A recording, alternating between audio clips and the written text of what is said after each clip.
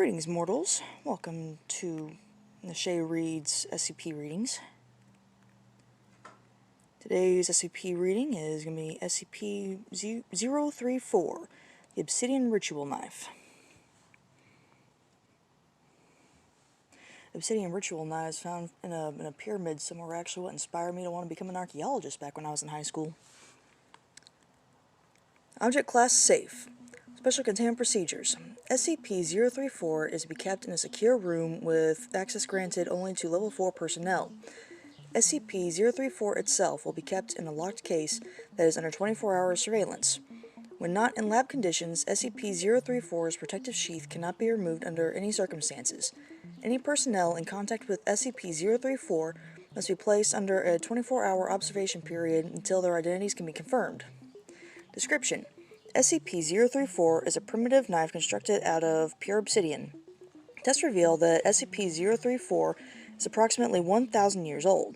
Despite its crude method of construction and age, SCP-034 is still incredibly sharp and requires no maintenance to retain its edge. Expert analysis hypothesizes that SCP-034 may be of South American origin and that it may have been used in Native American rituals.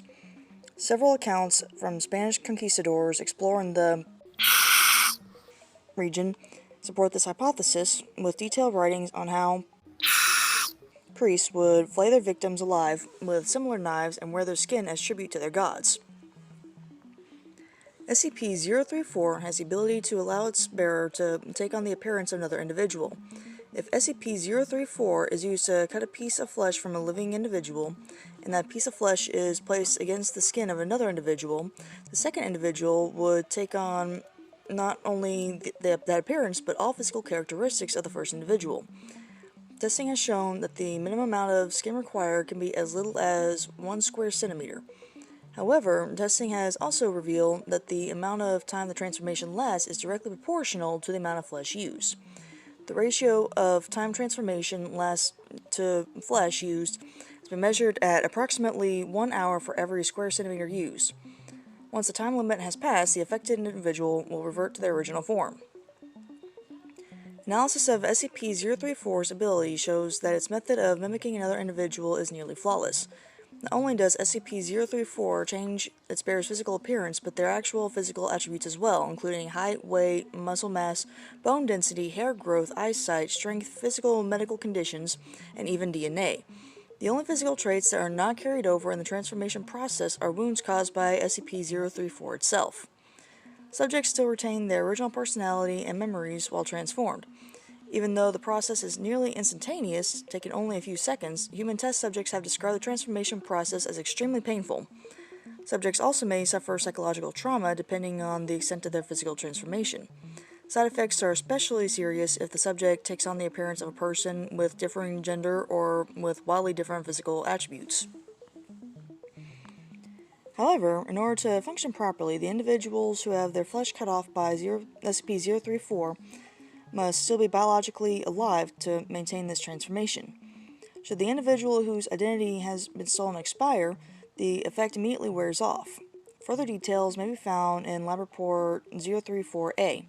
Also, SCP-034 only appears to work on human subjects. Cross-species experiments with SCP-034 have resulted in SCP-034 came into Foundation possession when an imposter disguised as Dr. attempted to infiltrate Site. The imposter was apprehended when authorities discovered the real Dr. tied up in his home with a large portion of his right arm skinned. Further details may be found in Post-Interrogation Report 2211. Lab Report 034-A. We've decided to test several scenarios dealing with the limits of SCP-034's capabilities. Test number 1. Sample taken from deceased human cadaver and applied to subject D452. There is no observable effect. Test number 2. Sample taken from D532 and applied to D452. D452 successfully mimics D532's appearance. Upon termination of D532, D452 immediately reverts back to original form. Test number 3. Sample taken from D-433 while under a medically induced coma and applied to subject D-452. D-452 successfully mimics D-433's appearance and manages to maintain the transformation and consciousness. Test number 4. Sample taken from a brain-dead medical patient who suffered a massive brain hemorrhage and applied to D-452. D-452 successfully mimics the patient's appearance but immediately loses consciousness upon transformation. D-452 does not regain consciousness until the transformation period expires. D-452 retains no memory of the event. Test 5. Sample taken from D-625 who suffered a broken arm due to a confrontation with security staff. D-452 successfully mimics D-625's appearance, including the broken arm.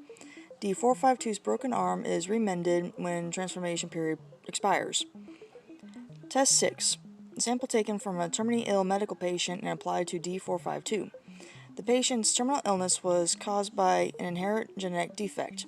D-452 successfully mimics the patient's appearance as well as the patient's illness.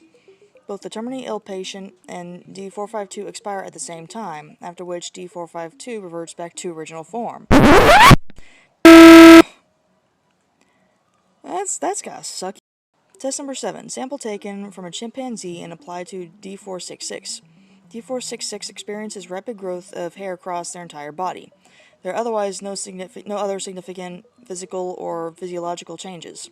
Body hair disappears when the transformation period expires. Test 8. Sample taken from an Atlantic salmon and applied to D-466. There is no observable effect. It can't be a fish.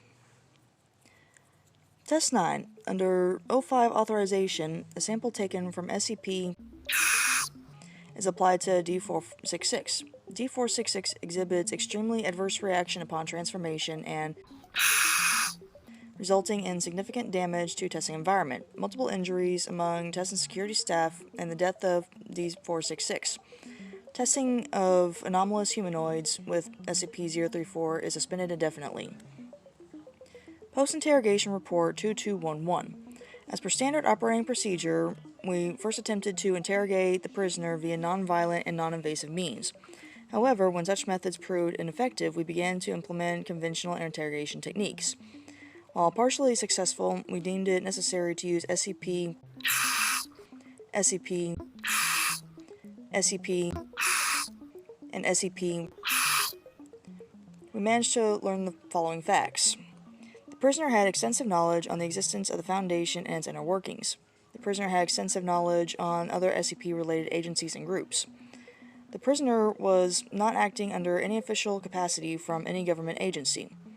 The prisoner obtained SCP-034 and instructions on its operation from an unknown benefactor. The prisoner was given very specific instructions to infiltrate Site and maintain his position until further notice. The prisoner had enough samples of Dr. to stay within Site for days. Regrettably, the prisoner did not survive interrogation. Agent... That's some crazy shit right there. Until next time.